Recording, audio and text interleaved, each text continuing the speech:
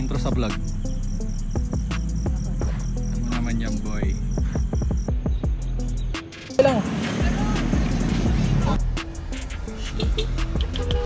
Okay din, no? Nakatambay tayo guys sa Maple lang ulit.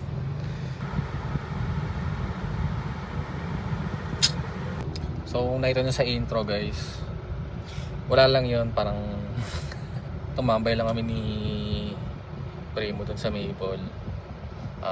Nag-ano kami, montage.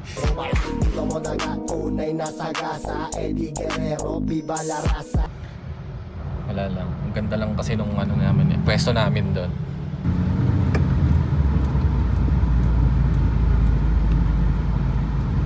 Bukas, baka may eratsi tayo bukas guys. Kasi may problema sa kotse ko. Yung alternator bearing, may maingay sa labas. Kaya nakakahirap na, parang gusto ko na agad ipagawa. Ayoko na patagalin, di ba? Ayoko kasi may problema sa kotse ko eh. And since nung nag-uulan kasi hindi rin ako makapunta gawa, nagbabaha dito sa may lugar namin.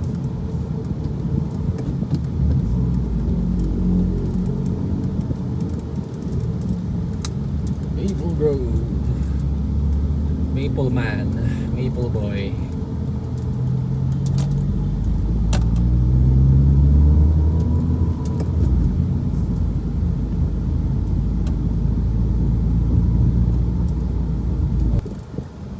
Wala signal yan guys ha. Wala signal yan no. Hindi mo lang maliliko eh no. Tapos hindi naman pala. Nice ka sir. Oh, tapos liliko pala. Ano ba talaga? Putayin na nyo.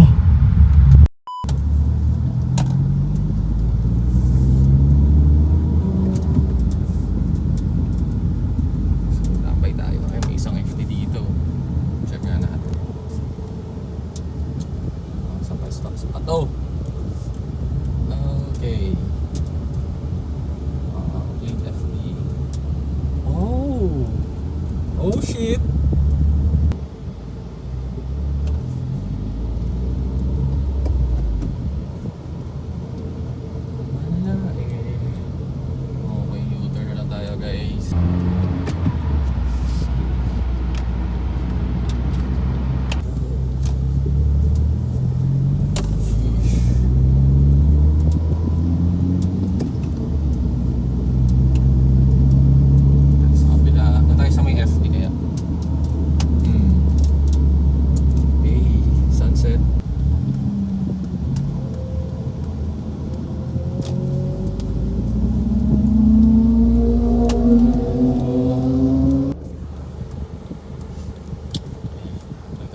Kaso ang layo na bilang pala ng kape. At pala doon ako. Ano ba talaga?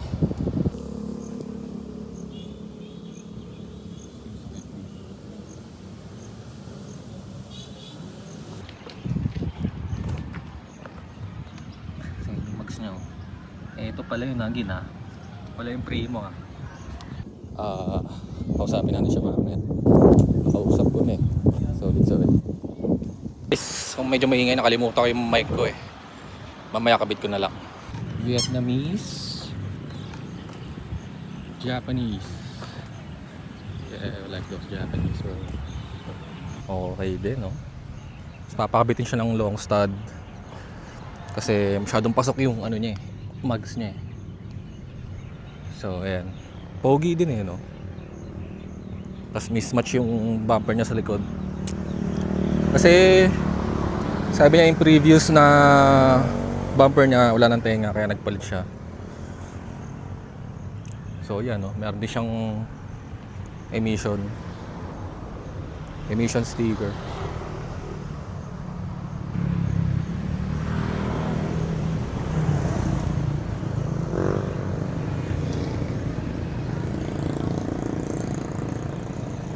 Ayan. Ang linis ng FB niya eh. So ayan. So yun guys, plano ko muna siguro dito sa FB ko is after nung magawa yung sa alternator, di mo na ako bibili ng pyesa. Ipag-ipunan ko muna is siguro yung paint. Kasi Makita nyo guys, faded na siya.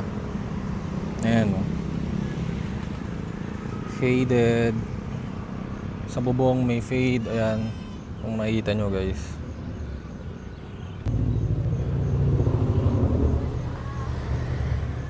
Mazda 3 Slam. So ayun,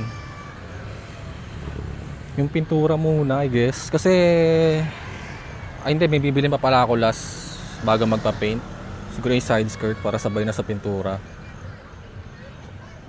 So yun, kompleto naman na ako sa body kits na. Paint na lang. So guys, dito naman yung mga in-upgrades sa dito. Ito, naka lowering spring 10. Tapos naka spoon shift knob. Ito yung bala ko dati bilhin eh. Spoon shift knob, tapos spoon steering wheel. Konti lang pero madiin. 'Di ba? Ito yung exact na kabaliktaran ko. Less quantity, more on quality. Sa akin, more on quantity. Tas ang konti ng quality. Lipat lang po pwesto guys. Ay nako. Ay, sa unahan ng ating kotse. Sa may poste. Ay. Pugi. Papapaint ko kasi ito guys. Pinag-iisipan ko kung gagawin ko siyang silver na ano. 'Di ba bluish silver tong kotse na to?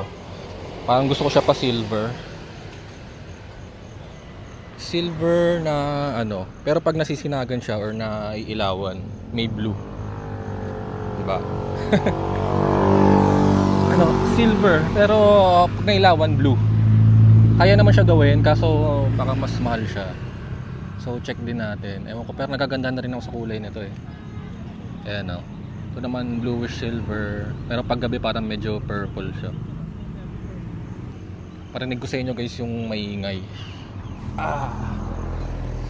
Nakakainis na kasi. Teka, mamaya pag ubos na ito.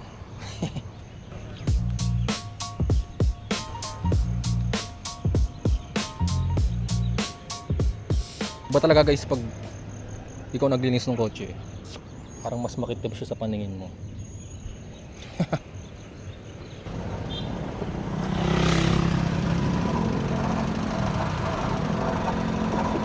Ayan siya guys.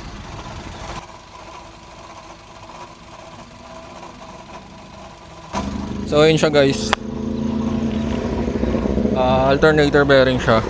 So kung same kayo ng problem ng FD nyo, so baka yun din yung problema. Ganun yung tunog. Parang grung grung grung. Ano daw. 3 days na siyang ganyan. Bigla na lang umingay. So papaayos natin agad yan bukas. Tapos abangan nyo guys, may mga parating din tayo sa engine bay mods natin. So ang tagal lang nyo dumating. Parang 3 weeks ko na siyang inaantay. Ayan, patayin ko na guys. Ayan, patayin ko na guys. Nakakaya eh. So another problem sa kotse na to is yung hood. Ayan o. May crack siya. So carbon fiber kasi siya. So ayan. Inisip ko kung mag stock hood ako, pero ayoko mag stock hood talaga. Gusto ko carbon hood, pero ayoko naman din ng carbon look sa kotse na to kasi galit na yung mukha niya, tapos magka-carbon look pa. So may naisip akong repair dito. Lalagyan namin siya ng customized na vents para hindi na lumala yung crack niya. Yan, custom vent. So papakita ko yung picture dito, in-AI ko siya. Yun, so baka ganun yung gawin namin ng kapatid ko. So since siya naman yung nagawa nung hood na yan. Ayan o. Ang ganda kasi ng hood talaga na yan eh. Carbon siya pero yung pintura niya pantay. Wala siyang alon-alon. Sobrang ganda. Kaya wala akong plano talagang palitan to. Kahit imperfect pa siya, kahit marami siyang gaps dyan. Ayan, ang laki ng gap niya. Yan ang ayokong palitan dyan. Kasi yun yung pinakagusto ko dyan sa FD na yan. Yung hood. Although marami nang gumagawa, Sobrang latag. Walang alo no. Parang, di ba? Wala kang makikitang alon-alon eh. Yes sir. So may mga nagtatanong nga din pala sa akin guys. May mga nag-PPM din sa akin na kung ano yung chin ko sa baba. So DIY lang siya guys. Ilalagay ko na lang sa description yung link. So yun yung bibili nyo guys, kasi may commission ako doon. Joke lang. So eto siya, subok na din kasi siya eh. Ang dami kasing ganyan pero walang kapit, walang dikit. So yan. So doon na kayo sa Shure guys. Diba? Ito subok na. Color defects. Kaya pwede kahit sumandal ng konti. Oh sige, okay lang. Konti lang ha, konti lang. Hindi, okay lang, good lang. Joke lang, sige lang. Pa-picture sila sa kotse ko. So parang dream car niya ata yung FD. Natanggal ko lang to sticker. Shit, dito na ko yung Odyssey. Yung garage tanggalin ko. Nagpa-picture dito sa kotse natin kanina. Wala lang, natutuwa lang ako. Na-appreciate nila yung kotse. Yes sir. Kahit carbon hood yan, pinaupo. Hinayaan ko na silang umupo dito. Wala lang, natutuwa lang ako na may nakaka-appreciate ng kotse natin, di ba? I mean, sino ba di matutuwa?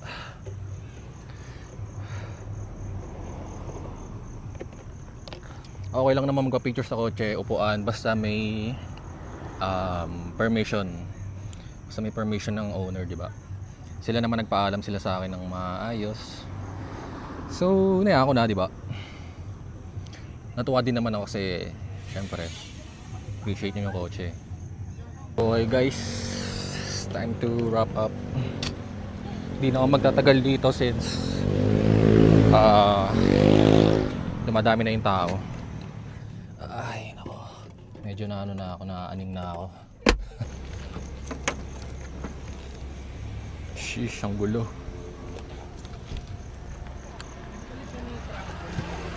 Ha? Palit ka ng truck. Hindi pa? Shit, rinig na rinig yung alternator, man. Anyway, so yun, nakakwentuhan pa natin siya guys. Yung naka-FD.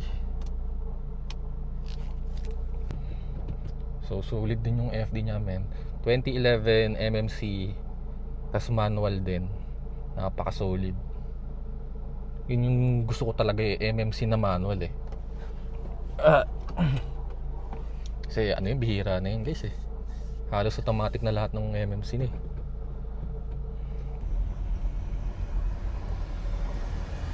Shit.